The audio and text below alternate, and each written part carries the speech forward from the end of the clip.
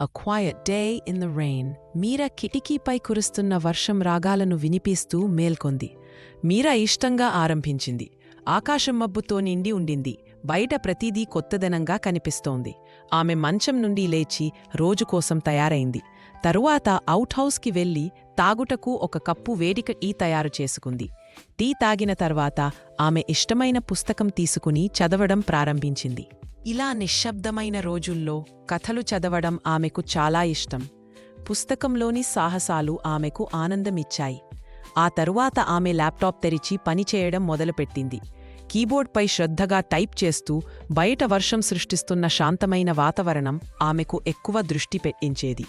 వర్షం కొంచెం తగ్గినప్పుడు ఆమె అంబ్రెల తీసుకుని రెయిన్ కోట్ వేసుకుని బయటకు వెళ్ళింది. శీతలమైన గాలి తడిగా ఉన్న చెట్ల దగ్గర నడుస్తూ వర్షాన్ని ఆస్వాదించింది. తణుకు వాతావరణంలో ఆమె ముఖం నవ్వులతో నిండిపోయింది.